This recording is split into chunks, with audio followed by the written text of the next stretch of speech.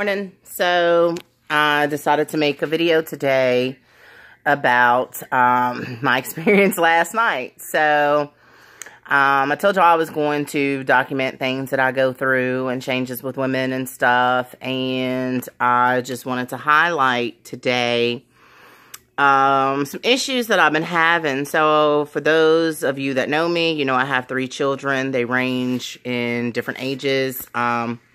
We have 2 teenagers and a younger child. Our youngest is 5. Our oldest will be 14 in a couple of months. And our middle child just turned 13. Now, after we had my middle child, I was late 20s. And early 30s, I started having night sweats. And so I talked to my doctor about it. And she was like, not sure, what's going on, and, kept having them throughout the years. Well, fast forward to now, and I'll be 41 this year, and experiencing, premenopausal symptoms, and night sweats are the freaking worst. To all the women out here that go through it, experience it, you already know it is just horrible. Last night was one of the worst night sweats I've ever had. Sometimes, I'll sweat a little bit and, the wetness wakes you up.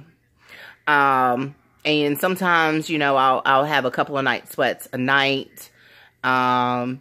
They've been more frequent here recently, like every night. So last night I was like, you know what?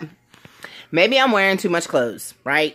So I put on a tank, spaghetti tank, and I'm like, okay, I feel comfortable. I'm not too hot. I'm not cold. I feel like, this is the perfect solution. So I go to bed early because I wake up early. I'm trying to change that because I've changed shifts, but easier said than done. And so it's about 11:30-ish, 12, maybe a little bit earlier, maybe later, I'm not sure. I wake up completely drenched. I mean, drenched from head to toe. The night sweat was so bad that you literally could see my body print in the sheets. And I'm just like, this is ridiculous. This is crazy. Why does this even happen?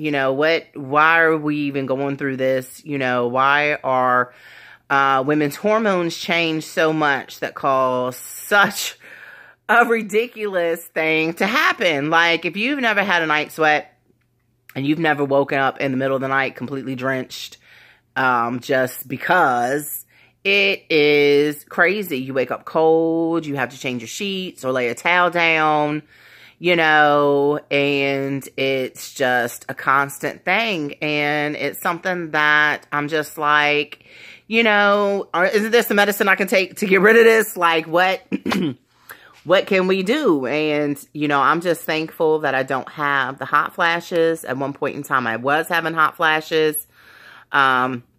They were putting me through menopause because of my endometriosis, which I'll talk about another day. But, hot flashes are a whole nother demon. And so I'm glad that I'm not experiencing both anymore, because at one point in time that I was. Women, we just go through so much, and we keep a lot of it to ourselves, or, we talk amongst it with each other. But I think it's something that, men need to know about too, because it affects every aspect of everything, to have such disruptive sleep. It affects your moods. You're tired, and especially if you're having night sweats, 3 and 4 times a night, which, can happen. Some women, it does happen for them that way. But, we need to just band together and stick together, ladies, and talk about our problems. And, one of the main things that I think that if I can share with anyone is to go see your OBGYN. Go get your regular visits. Go and make sure that everything is okay with you. Because, you know, some of the symptoms you may have, maybe dealing with something else. And you don't want to let your health fall by the wayside. Lord knows I know all about that. And I'll hit on that topic, you know, another time. But I just wanted to say, ladies, keep your head up. It's all good.